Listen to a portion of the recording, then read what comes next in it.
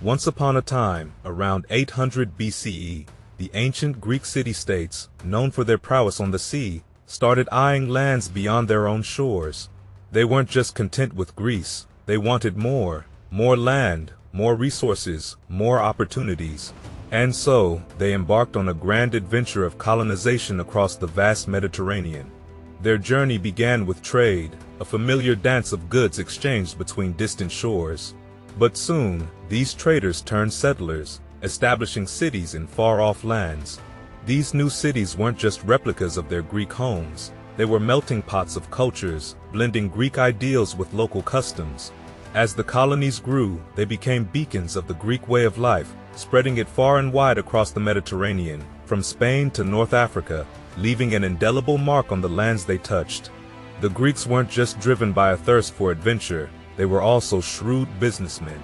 They saw the vast potential of the Mediterranean as a trade route, and they seized it with both hands. Stories of legendary voyages, like Jason's quest for the Golden Fleece and Odysseus' epic journey home, fueled their ambition. But colonization wasn't an overnight affair. It was a gradual, organic process, with trade centers and markets laying the groundwork before the cities took root. And while some colonies thrived as bustling metropolises, others remained mere outposts, serving as temporary stops for merchants and sailors.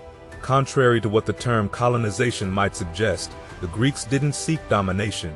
Instead, they sought cultural exchange, a meeting of minds between different peoples. These colonies weren't just sources of wealth and power, they were bridges connecting distant lands, opening up new avenues for trade and commerce.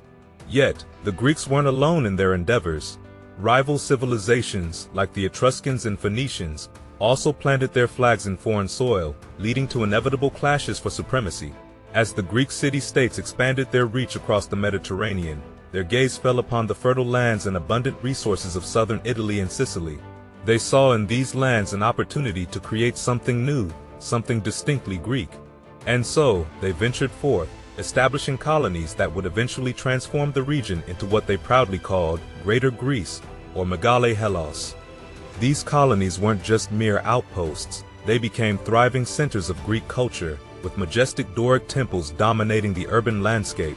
Among the notable settlements in Italy were Cumae, Naxos, Sybaris, Croton, Tarentum, Rhegium, Elea, Thurii, and Heraclea. Meanwhile, on the island of Sicily, cities like Syracuse, Gela, Selinus, Himera, and Acragas flourished under Greek influence. Situated strategically in the heart of the Mediterranean, these colonies became bustling trade hubs, connecting the major civilizations of the time, the Greeks, Etruscans, and Phoenicians. Writers marveled at the opulence of cities like Acragas, where pampered citizens reveled in luxury as if there were no tomorrow. But the Greeks didn't stop there.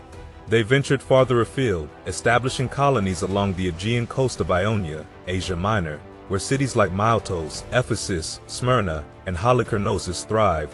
This region became a hotbed of cultural innovation, fostering great minds in science, mathematics, and philosophy. In southern France, the city of Phocea played a pivotal role in colonization, founding important colonies like Eulalia and Massalia, Marseille. The Greeks also ventured into southern Spain, although the culture there remained less typically Greek due to fierce competition with the Phoenicians. The Black Sea became the last frontier of Greek expansion, with Ionian cities like Miletos establishing numerous colonies along its shores. These colonies became vital sources of tribute and arms for the Persian Empire until the Persians' withdrawal after their failed invasion of Greece.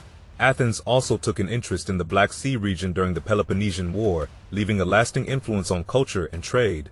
However, the Greek colonies eventually had to fend for themselves against threats from neighboring powers like the Royal Scythians and, later, Macedon and Philip II.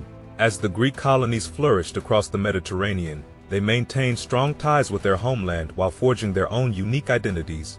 Governed by various political systems like oligarchy, tyranny, and democracy, these colonies adopted the quintessential Greek way of life, from language and food to education, religion, and sports.